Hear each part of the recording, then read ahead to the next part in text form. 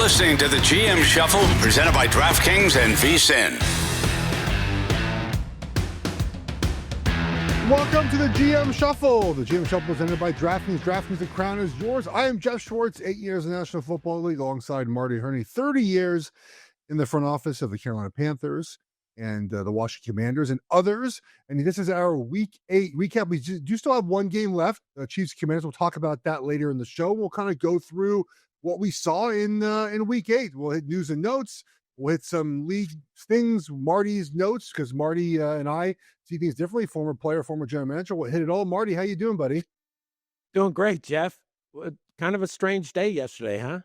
It is a strange day. We'll get into the strangeness of this season. I feel like we say it every season, but there's like 27 teams we don't know what we're getting each and every Sunday. It's making it very hard to figure out what this league is. And we'll talk about that. But I want to start with something that's it didn't matter yesterday, but it's important to discuss this topic because it comes up each and every year, and that is the league injury report and what it is, what it means, and how I think it is, how you think it is, and how the NFL thinks it needs to be done. So Lamar Jackson last week, the Ravens quarterback, we all thought was going to play. They were off a bye. There was talk about him playing this week. He was listed as a full participant in practice this week.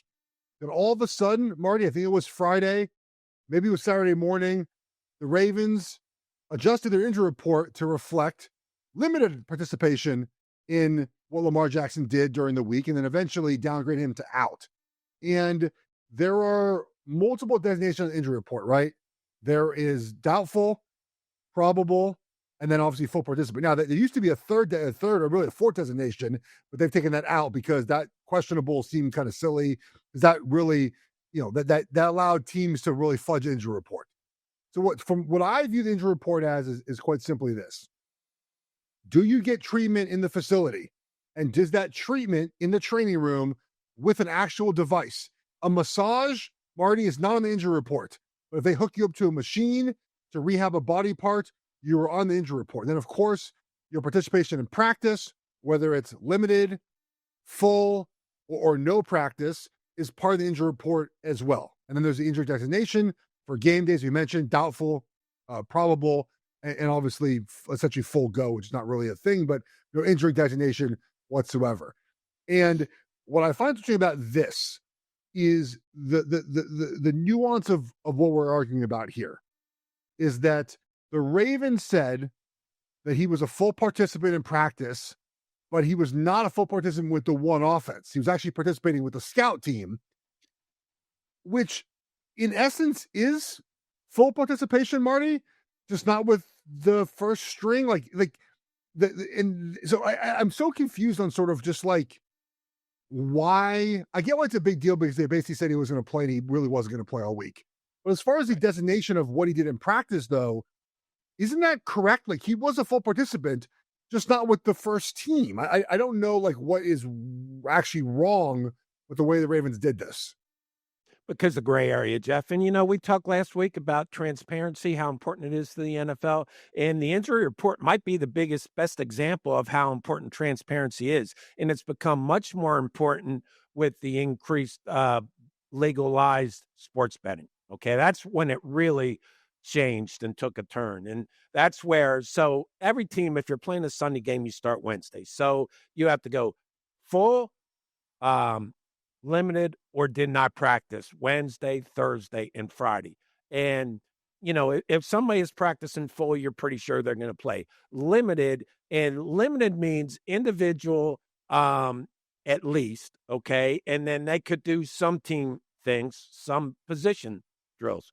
But the problem with what the Ravens did was you just can't look like you're misleading anybody, right? Because, there's so many different viewpoints of interest, and I'm going to go to the betting part. You want to know if Lamar Jackson's going to play or not. Michael Penix was limited last week until Friday. The Falcons came out and said Kirk Cousins is going to start, where the Ravens really technically violated the policy is that it states when the practicing with the practice squad full does not count as full practice, because if Lamar Jackson truly was going to play, he would, and you see full practice, you're assuming he's practicing with the first team and he's going to play. So I'm sure the Ravens got a call from the league. I go back to 2019, Geoff, real quick. Cam Newton, 4 preseason games still that year. Cam Newton injures his foot against the Patriots in the 3rd game. Nobody plays their starters the 4th game. We open up against the Rams. Cam practices full. He takes the first team reps all week during practice for the Rams. Was not 100%, but the issue with the injury report is nobody's 100% at some point, right, Geoff? So, but he took the reps. We play the game.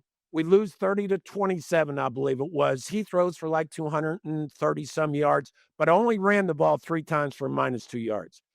A day or two after that game, Cam did a video or made a statement that his foot wasn't fully healthy, that he had hurt the foot at the Patriots game, the 3rd game of the preseason, and didn't fully recover. I flew up to New York to show them that he had, because they asked for the practice tapes. Yeah. They do all kinds of investigation, and I flew up there, and ultimately, we were found not to do anything wrong. But the key positions, quarterback and surprisingly kicker, the positions that can directly affect the point spread or the outcome of a game, it's just very important to the league that there is transparency as to their status heading into Sunday.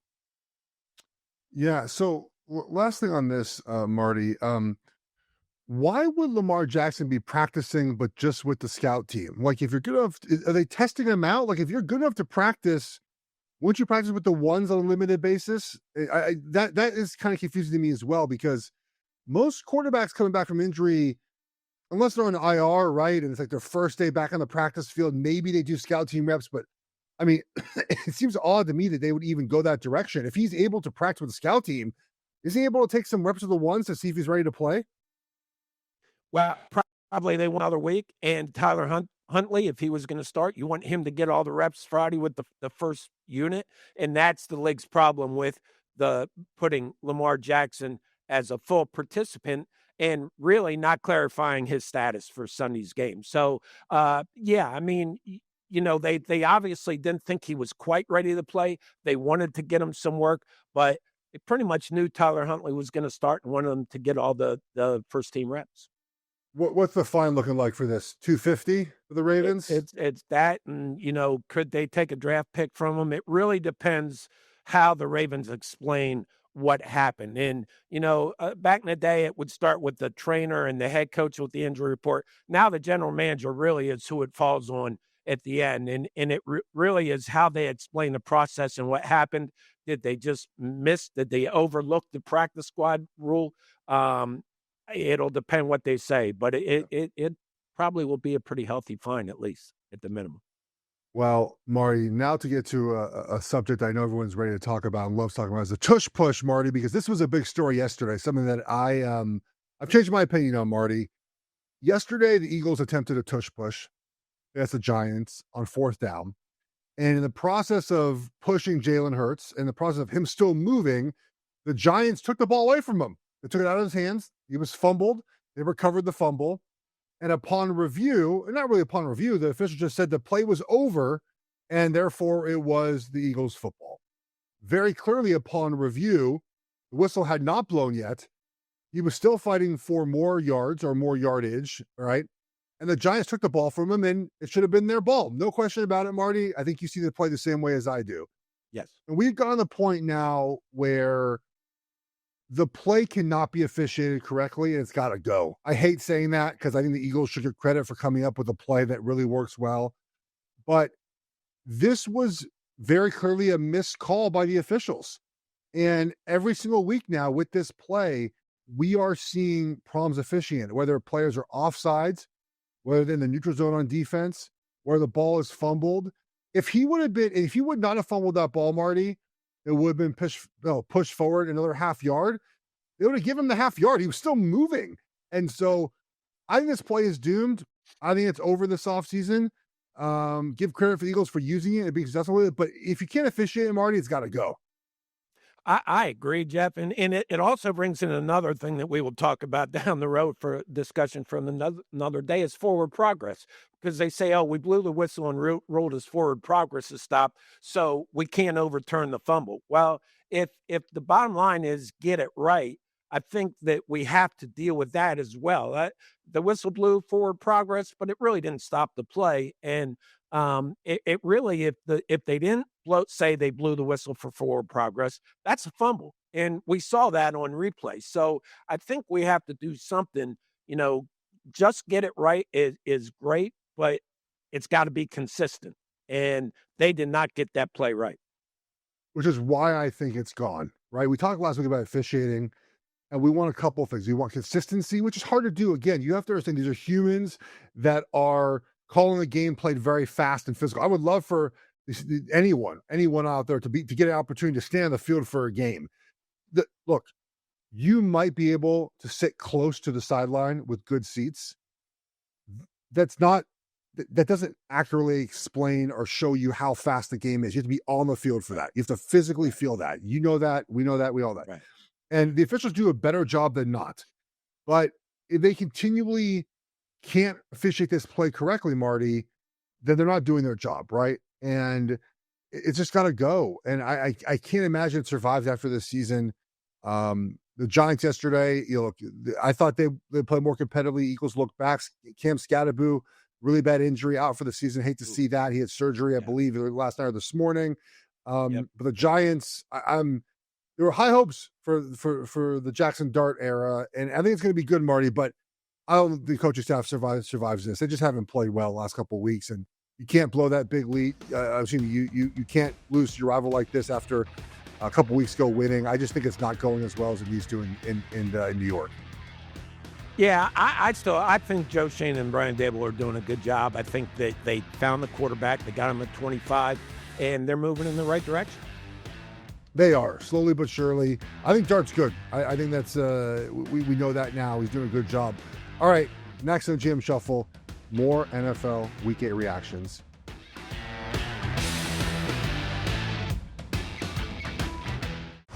You're listening to the GM Shuffle, presented by DraftKings and VSiN.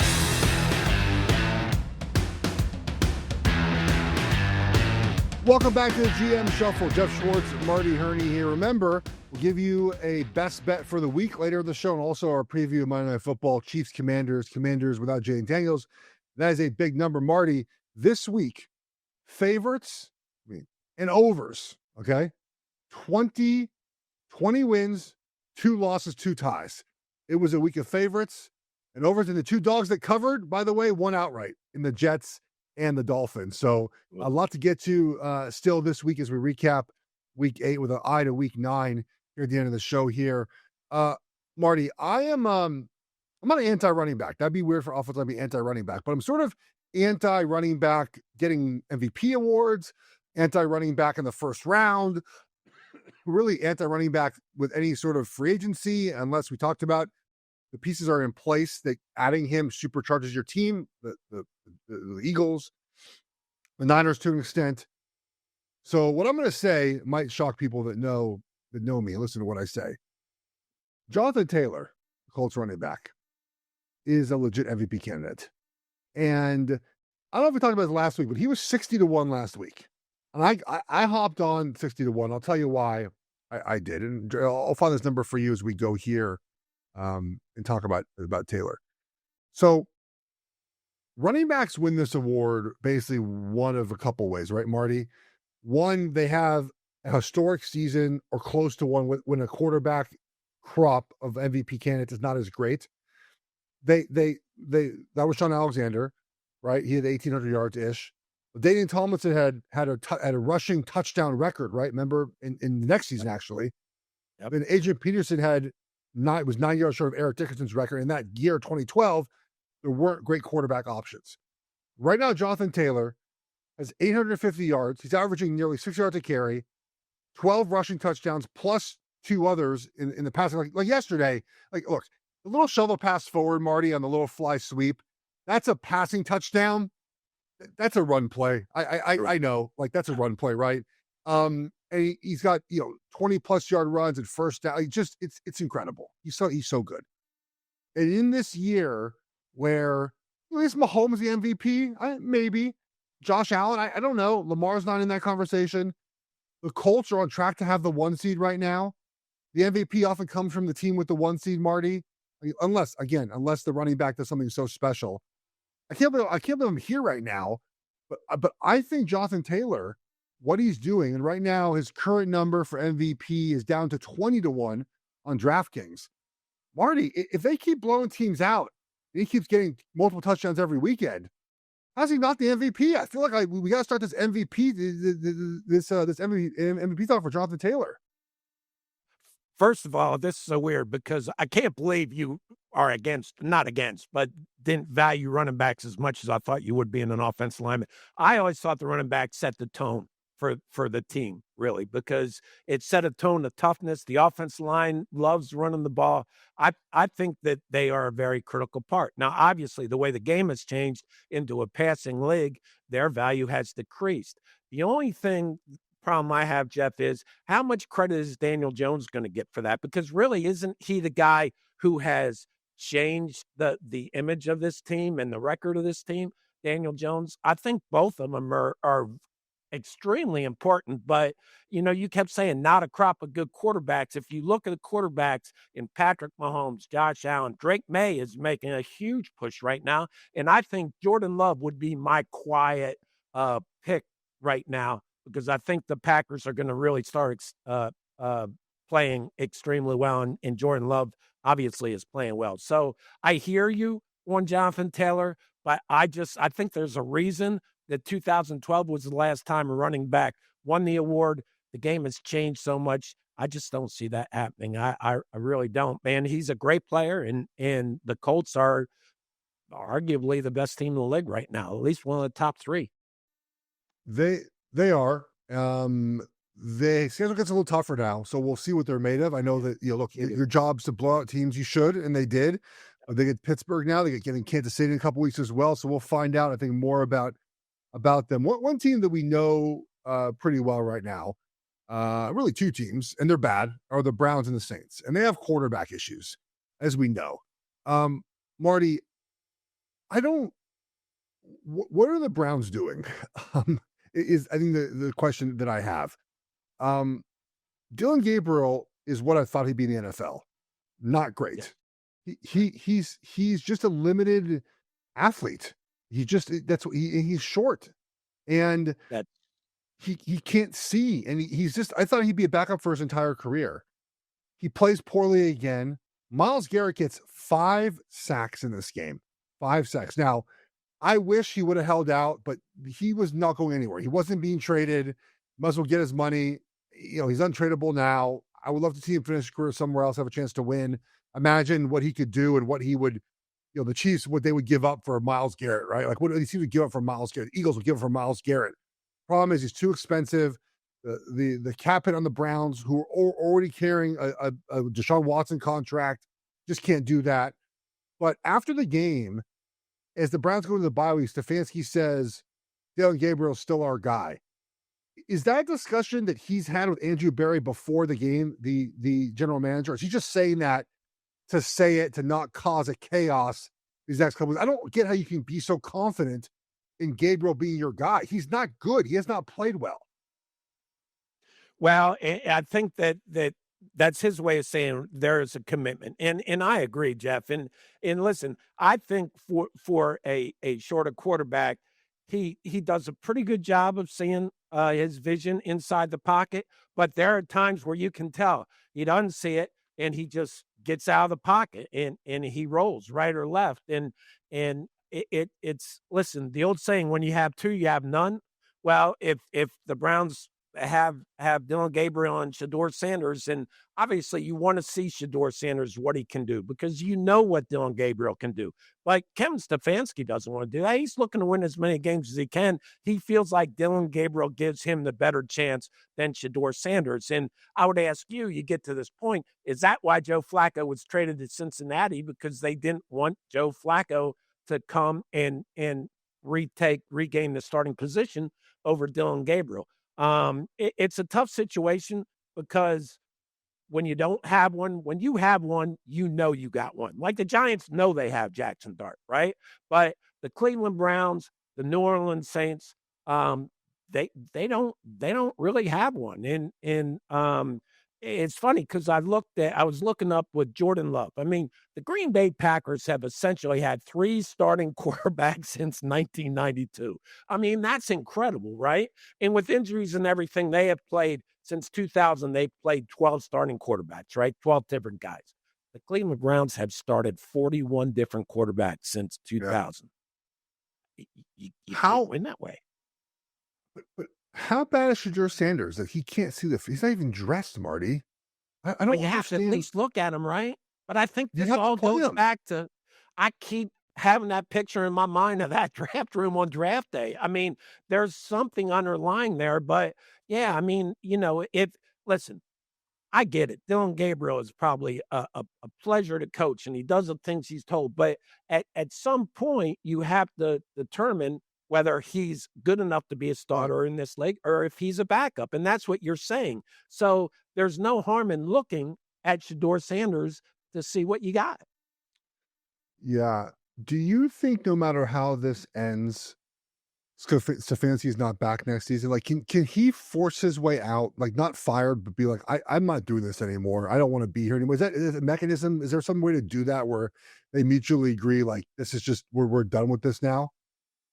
Well, if you go in and disagree with the owner after the season on everything, every point, if that end of the season interview doesn't do good, it's probably not going to be your choice anyway. So, yeah, you can be like hostile enough on purpose to force the owner to want to fire you. I mean, you're always going to have a end of the season meeting. It could happen a week after the season, 2 weeks after the season. You're always going to have that. And if it doesn't go well, every owner I've ever been with, I mean, that wouldn't sit well, and they would probably say we need to make a change. So I really don't think, it's the odds are probably in favor of Kevin Stefanski not being with the Browns next year, but who knows? Oh, he'll be snagged up immediately. Yes, he will be. He's an excellent coach. He's an excellent coach. If you like what you're hearing here in the GM Shuffle, with even more at VSiN Pro, betting splits, power ratings, and sharp analysis, all for just $9.99 your first month. Go to vsin.com, subscribe, and check out all the subscription options. Marty, we had a loss yesterday in the NFL family. Nick Mangold, 41 years old, former Jets center, former Ohio State center, passed suddenly from complications from a kidney disease or chronic illness. He posted even just a couple weeks ago, he's looking for kidney donation. Look, man, I think as players, you have to feel invincible, right? I don't think you can play football and not feel that way. I don't necessarily feel that way. And it's sobering when someone in your peer group, right? A 41-year-old, I'm 39, 41-year-old offensive lineman passes this suddenly. It was very sad for me personally. Like I know everyone handles their feelings about death a little differently. I didn't know Mangold terribly well, but every time I saw him in an event, we spoke. He seemed like a great guy. When I pass, I hope that people talk about me the way they talk about him, whether it was Bart Scott or Willie Colon, some of these former teammates on television yesterday, whether it's Rex Ryan. Did you get a chance to scout him? Do you remember watching him out of college and watching him in the NFL? I did, and he was a tough physical. He was the ultimate center. I mean, I have a 30-year-old son that played center in high school and in college at University of San Diego, and he called me last night, and he was very upset because he said, "Dad, that's a guy I used to watch all the time. Yeah. I watched how he played, what he did. He was a tremendous player, and he was just a terrific person, and it's a big loss." Yeah, and well, obviously thoughts to his family, and I think he's got I know he's got a wife and I think a young kid, and I mean, he was so full of life and so disappointed to see that happen and get that news yesterday before the game started. And so, all right, well, speaking of the Jets, I want to talk about the Jets and the Bengals game. A lot of points scored, but some takeaways I think we both have about the coaching staffs and defenses of these teams. We'll do that next on GM Shuffle, presented by DraftKings Network.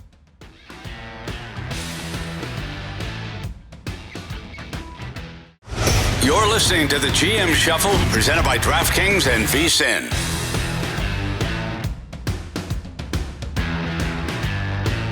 Welcome back to the GM Shuffle. Let's talk about a game that I don't know how many people watch, but 39-38 here. Jets get the first win of the season against the Bengals. And look, not much take away a lot from the Jets season. We talked a little bit about how it's not going very well for Aaron Glenn in year one, Marty. But what did you notice yesterday that might give you some positive vibes about this coaching staff and specifically Aaron Glenn? Yeah, I just to start, and I would have said this even if they lost. I thought Justin Fields played his best game yesterday, right? And he was under criticism pretty heavily, even as by the owner the week leading into the game. But I thought Aaron Glenn took a really interesting approach to me. And at the time of the plays, I kept saying, "What are you doing?" But you go to 4th and inches in the first or second quarter. Instead of quarterback sneaking, they pitch it out, they run outside, they get stopped, and lose possession. And then you get down to the end of the game when they score the touchdown and they decide to go for 2. And I'm saying, God, why don't you kick the extra point? If you miss the 2-point, you're down by 8. They made it. They came back. They won the game. And just looking at it after the game, I said, you know what?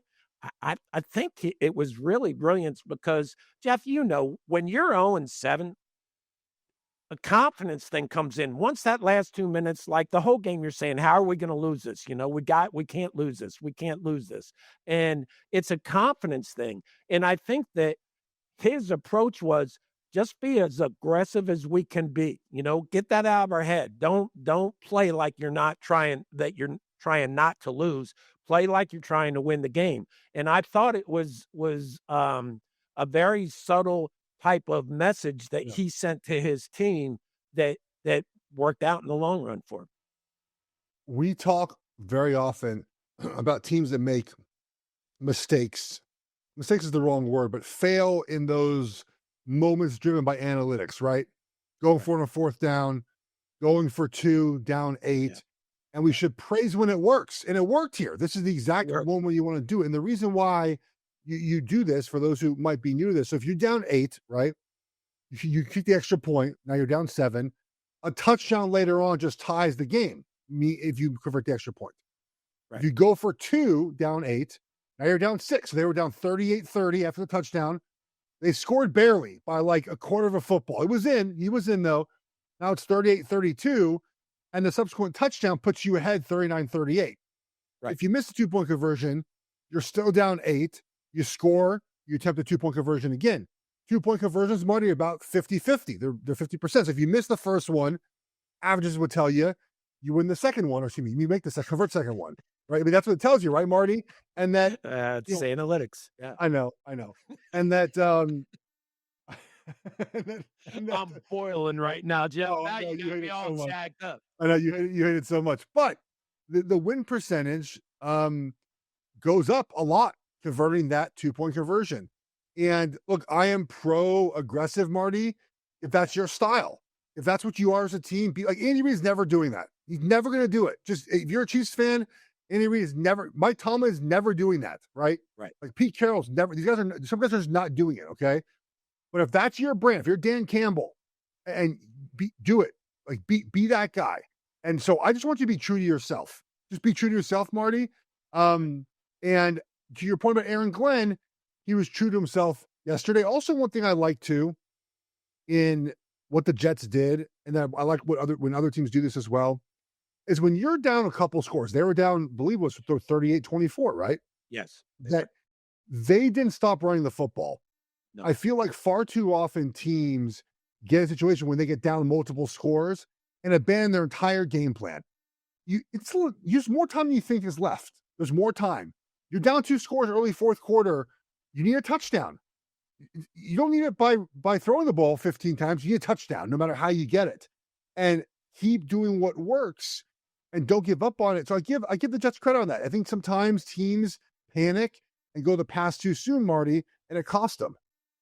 I agree, Geoff. And I used to get so frustrated when I go into the coach's office after a game and say, why didn't we run the ball more? Well, we got behind, we got behind by 10 points. Well, that doesn't make a difference. We were behind by with a lot of time left, to your point, and be true to yourself. Do what you can do. And the Jets have to be able to run the ball with their quarterback situation, the way their offense comprised.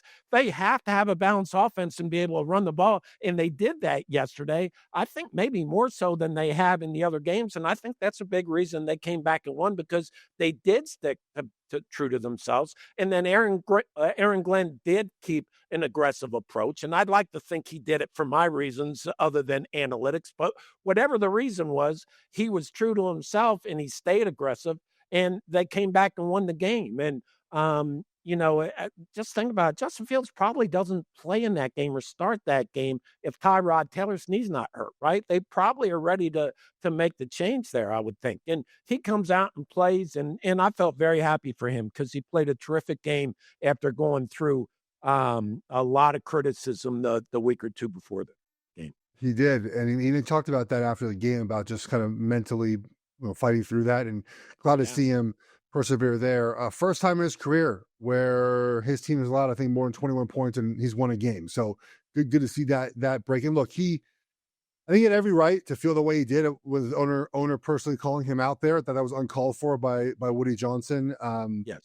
An owner that feels absent, then just sort of drop in and blame everything on one player when the team isn't playing well like that, felt uncalled for.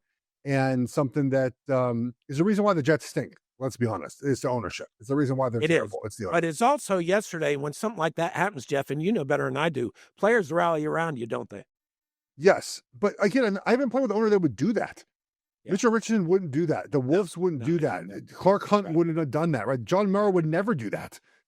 So I've never played with the owner that would just talk about their quarterback in that way. Again, not a hands-on owner. And not every owner is. We talked about this before. The Mara family, they're hands-on. They're there every day. Yeah. Mitchell Richardson was there every day. The Hunts are not. They're in Dallas. They're not there every day, and that's why they leave those decisions and those comments up to the general manager and head coach. They're not there every day. And to come out and the way Woody Johnson did and said those things about Justin Fields was uncalled for. And I'm glad Justin Fields played well, even just to give two middle fingers to the owner. So good for him in that game. Now, the Bengals, buddy, they're a mess, and they are wasting. I know Joe Burrow's not playing. I get it, but they're wasting prime Joe Burrow years with the inability to draft really anyone outside of wide receiver that's a playmaker for them. And they have allowed 253 points. That is the most in the National Football League. The most. That includes teams, again, that are not very good, like the Dolphins, like the Tennessee Titans. 253. They're negative 79 point differential. Again, that's without Joe Burrow, but the offense has put up their end of the bargain. 38 points, right? 38 points. They've done their job, Marty. What are fixes? There's no fix now. I get it. But what do you do this offseason to get a team in place that can help Joe Burrow win again? Well, we know the Bengals aren't going to go crazy in free agency, right? I mean, they have an organizational blueprint, and that is to draft and develop, and they're going to continue to do that. I do think, and I was totally wrong, the Joe Flacco trade really didn't make a difference to this team. I mean, they are competing now. I don't think they're good enough in the other areas to compete well enough to make the playoffs, but they made the right decision in bringing him in, and he really has injected some energy in them the last couple of games. But I think that you're going to stick to your organizational philosophy if you're the Bengals, and that is, you keep drafting, try to develop, and they're going to draft defense. My thing is try to make sure you're always going to have the offensive line to protect Joe Burrow. You have the weapons at receiver, and just try to go from there. It's tougher than it sounds. It's easy to say, just draft defensive players and get better and protect Joe Burrow. But it's hard to do that, especially when you're not going to be real active with all the avenues that are provided to you to improve your football team. One other defense that is right behind the Bengals as far as scoring defense is Dallas Cowboys, Marty. And the Broncos Cowboys game squarely fit in the category of shoulder shrug. I don't know what we're getting every week from these teams. Like there's this hierarchy of teams that we Colts, Chiefs, Lions, Bills, maybe. You know what you're getting every week. There's a bottom that's really bad, and there's a middle. The Cowboys and Broncos, in my opinion, fit in that middle. Even though the Broncos now moved to 6-2, of like, I don't know what we're getting every week. What we do know is we're getting a bad Cowboys defense, Marty. And man, like almost like trading away Micah Parsons is really impactful. They got to do something here. Like, your offense is really good. Dak Prescott is on the path of Joe Burrow last year, like MVP caliber season. He didn't play as well yesterday, but the defense is not doing their end of the bargain. No, and we knew that, but I was starting on the offense was set playing so well, Geoff. They kind of I was starting to buy in on them outscoring everybody. But then they go against a Denver team who is a balanced team. I mean, as far as offense and defense, they have one of the best defenses in the league. And I really do think at this time of year, start looking at the coaches, the really good coaches. If you look at you pull up a good coach's name and you look at his team's records in December, it's almost always good, Geoff. That's what good coaches are. They improve their teams as the season progresses. And I think that Sean Payton, I'm a huge fan. I think that he is doing a great job as far as figuring out the personality of this team. I think he's got a pretty good feel for his quarterback, who played extremely well yesterday. I mean, he made a throw in the left corner of the end zone, was just a beautiful touchdown pass. And I just think that the balanced teams, the well-coached teams are the ones that really start to win and excel at this time of year. If Patrick Surtain's out for a period of time, how does that affect the Broncos defense? A big time. I mean, because they're a man covered team, and it really puts pressure on both sides of the defense now. So you can't really turn it into half the field. So I think it's a huge injury for them. Yeah, injury bug unfortunately hit a lot.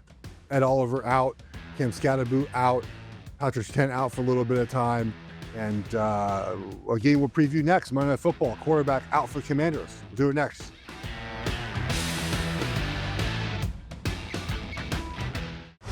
You're listening to the GM Shuffle, presented by DraftKings and VSiN.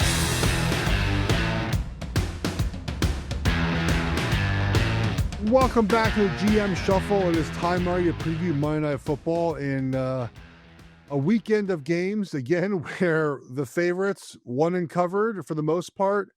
There was some bad football, Marty. Even go back to Thursday night, 37-10. The Dolphins surprised the Falcons. They won by 24. The Patriots won by 19. Eagles won by 18. The Bills won 40-9. Even the Ravens, look, Lamar Jackson didn't play, and they covered the original number. They won by 14. Texans won by 11. Bucks won by 20. Broncos won by 20, and Colts won by 24. And also Sunday Night Football, you mentioned Jordan Love played really well there. The Packers win that game 35-25. You know what? I want to stay there for just a second. What happened to the Steelers defense, Marty? For years, that's been their backbone. They stink. This is a bad defense this season. They paid TJ Watt all this money. He's not hitting the quarterback. How concerned are you? Like, this has been their backbone. When they couldn't score offensive, which they can sort of score now, they played some defense. Last couple of weeks, Marty, the defense has gone AWOL. Where is this defense in Pittsburgh? I don't understand that either, Geoff, because, I looked at Steelers, and I almost feel like they're playing in a different era. Right. I mean, there's still that old school mentality. The announcers in the game mentioned last night that they're the bullies and the Packers didn't want to be bullied. But the defense is not playing like you would expect the Steelers defense to play. And they are limited. They have to play a certain style of game, I think. It's offensively, their offense worries me just as much as their defense, just because I think you have to be able to stretch the field, to throw the ball downfield, to get plays in chunks, not as much as maybe in the past, because teams do take what's given to them. But I just think that everything is quick, short passes. And Rodgers has the arm. He showed it on the the pass in the first quarter, that he can throw the ball downfield, but they're not doing that. And I think then with the defense, they blitzed a lot last night and still could not get to Jordan Love. So I think the pressure is not there, and that's basically what the Steelers base their defense on as far as their personality in the past. So I think it starts up front with their ability to get pressure on the quarterback, and then I think the offense is just you've got to be able to throw downfield and get yards, get chunks of yards at some point, don't you? Well, the wide receivers just aren't like DK's fine, but he's not like a guy who's running a big route tree, and then they just don't have they don't have other guys. Like, Well, and they're going with 2-3 tight end sets, right? I mean, they're going. One of the tight ends is the offensive lineman. He Exactly. it's the first pass last night, the game. You're like, wait, what? We can do that? Why was I allowed to do that, Marty? Exactly. I allowed to be the big tight end. That was rude. I was a jumbo tight end a lot because I knew what I was doing. That was important to being the extra tight end. By the way, usage of jumbo sets. So 6 offensive linemen up in the NFL, highest percent since 2021. So we're seeing that across the NFL. The Bills do a ton of it. The Bills yesterday, Marty, that run game yesterday, how beautiful was that? Oh my God. James Cook got to the second level untouched so many times. And this is a Carolina Panthers defense that had been much better against the run. Not yesterday. James Cook was fabulous yesterday. Yes. Brandon Beane had the foresight to get him extended before the season, and it was a great move. I will say that, that game, we talk about more games were lost than won. The Panthers were not the same without Bryce Young. I mean, Andy Dalton just made some good. critical errors, some, getting sacked right before a half, and they ran the field goal team wrong. Also, the fumble that he had early in the game, rushing the ball. He also threw unlucky interception. I mean, it was unlucky, I guess, but the guy's in your face. Maybe don't throw it. Yeah, I mean, so that was, that the Panthers made a lot of mistakes to hurt themselves, but the Bills took advantage of it, and James Cook was just electric. So, and every time I watch Josh Allen at the goal line, who needs to push when you have a quarterback like Josh Allen, and we did the same thing with Cam Newton, and he's just impossible to stop on those short yardage, 4th and goal type plays.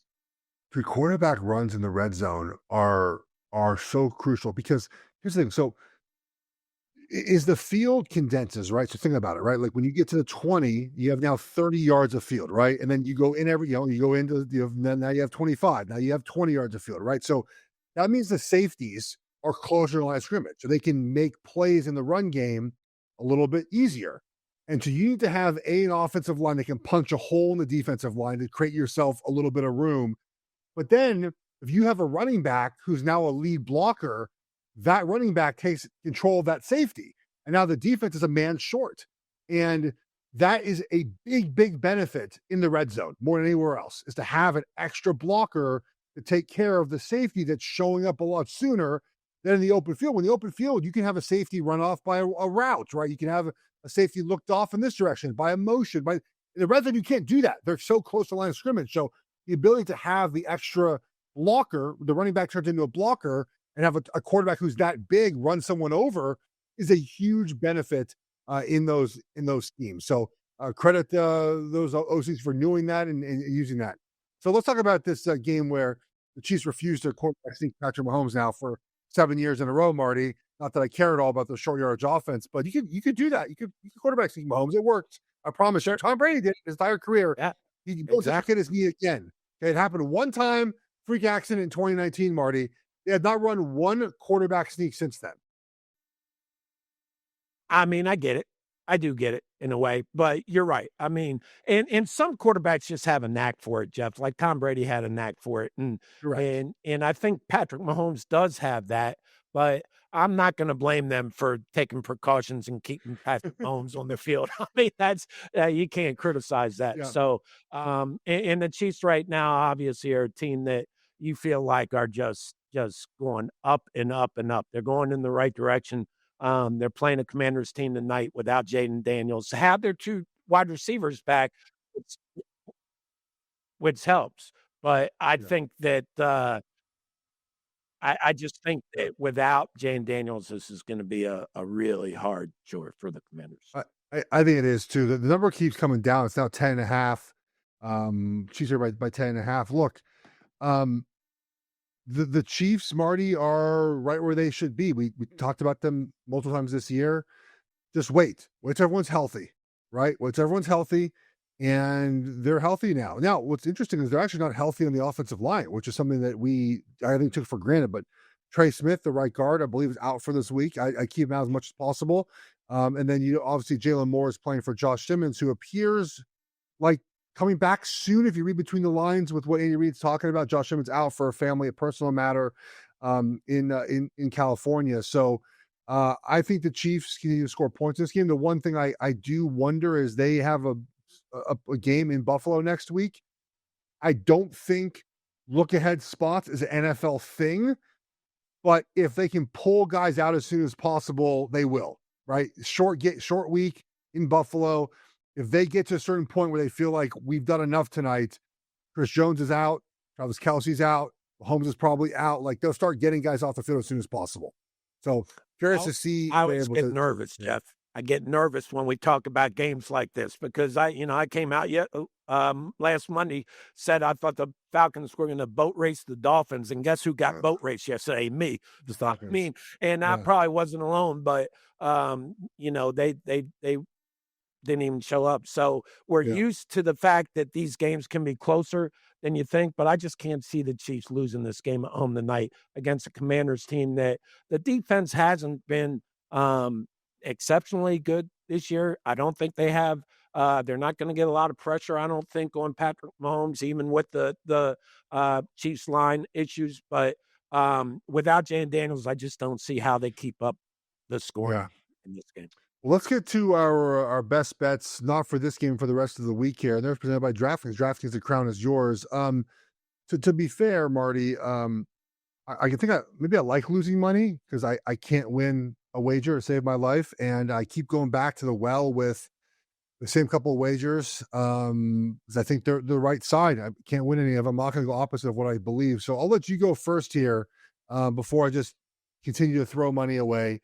What are your best bets?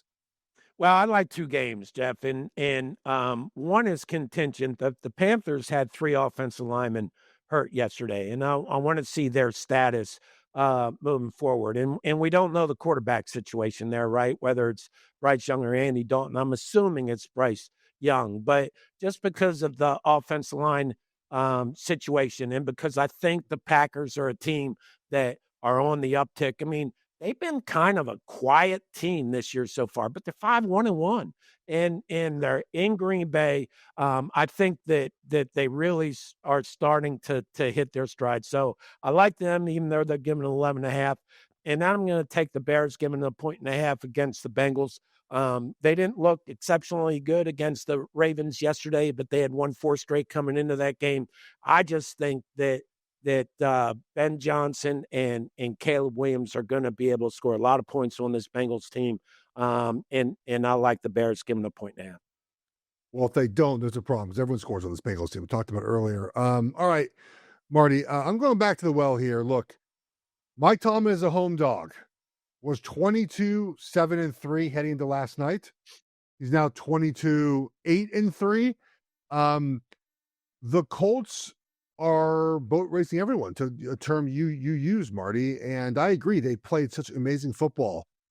The Steelers are a little tougher competition for them, and their defense is still a little untested. And this is outside, not in the dome. I and the Steelers have some pride left in them, so we'll see. A good Mike Tomlin spot. The other game I like, and I don't know, I just sure Falcons plus 4.5 on the road in New England. I know. It's just they just couldn't have played worse without Michael Penix in the lineup. I think him back in the lineup changes a lot of things for them. They're worse on the road, but New England just can't keep blowing everyone out, in my opinion. The Falcons' pass rush and their ability to get after the quarterback and that pitcher offensive line, I think, gives them a little bit of an advantage here. It's going to be a side no one wants to play either, Marty. So I'm taking a side no one wants to play here. Falcons plus 5.5. Plus 4.5. Yeah, after yesterday, I'm done with the Falcons. So I just I don't know. I thought they would challenge for a playoff spot, and I don't think so now. No, not going to happen. All right, guys, if you like our show Monday, you love our show Thursday, please subscribe to the YouTube channel, podcast platform of choice. Enjoy the game tonight. We'll be back on Thursday.